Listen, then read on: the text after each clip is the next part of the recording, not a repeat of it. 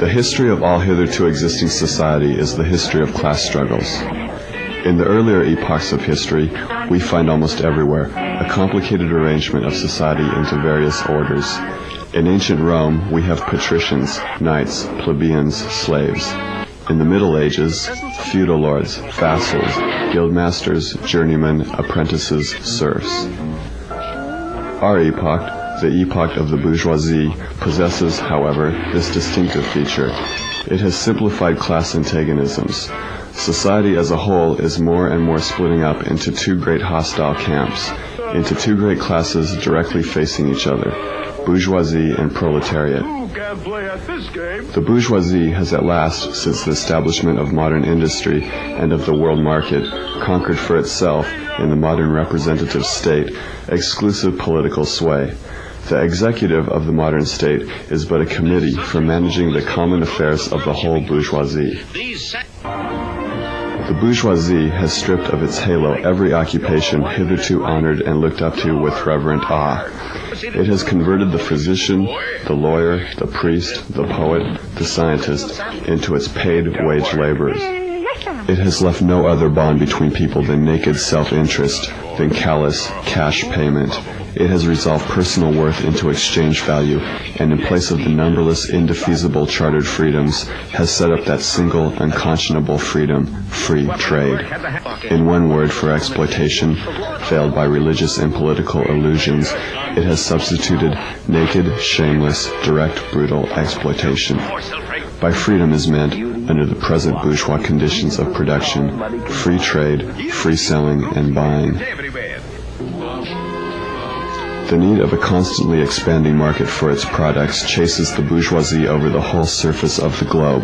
It must nestle everywhere, settle everywhere, establish connections everywhere. All old established national industries have been destroyed or are daily being destroyed. They are dislodged by new industries, whose introduction becomes a life and death question for all civilized nations.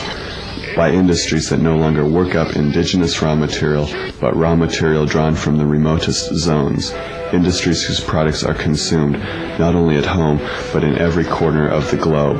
In place of the old wants, satisfied by the production of the country, we find new wants, requiring for their satisfaction the products of distant lands and climes.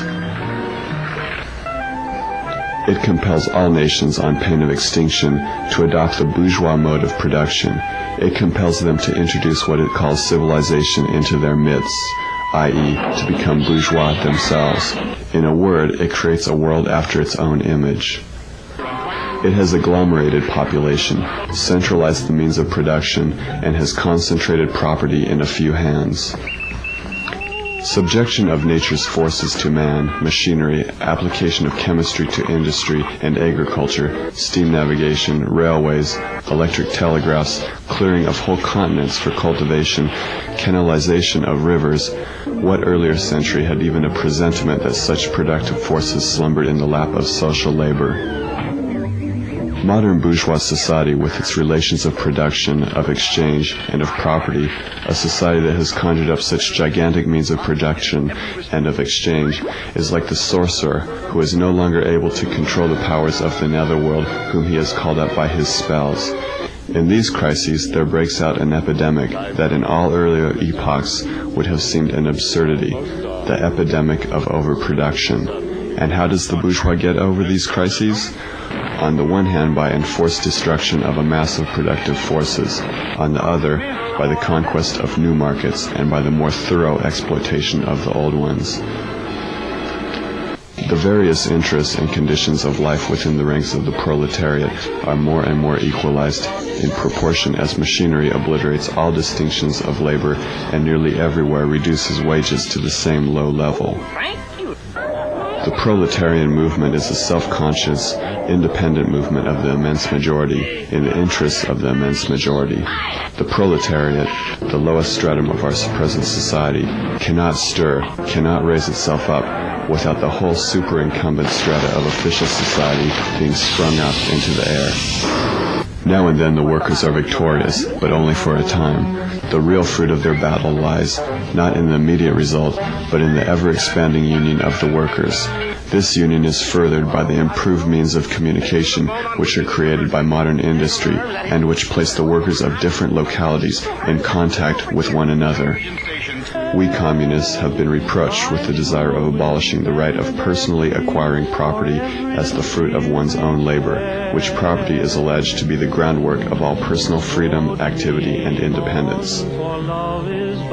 Hard-won, self-acquired, self-earned property?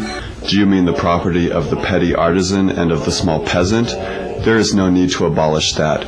The development of industry has to a great extent already destroyed it and is still destroying it daily.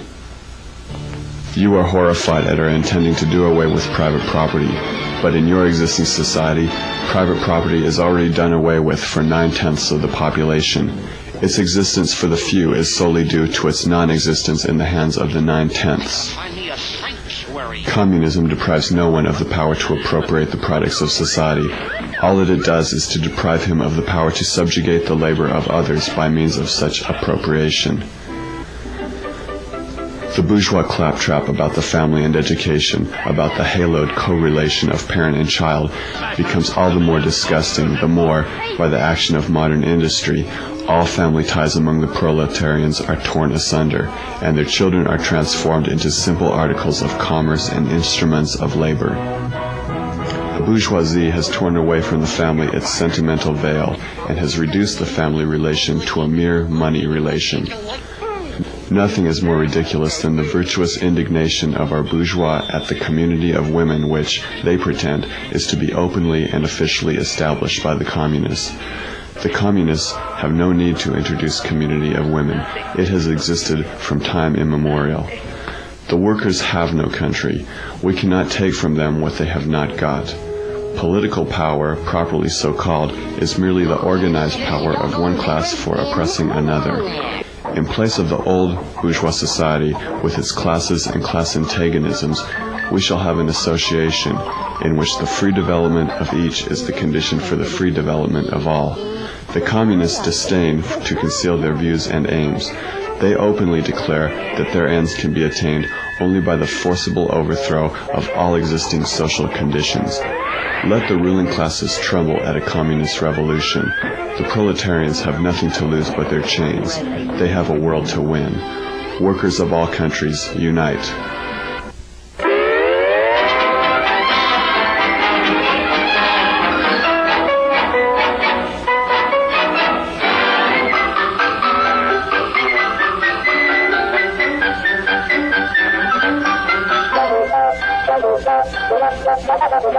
Thank you.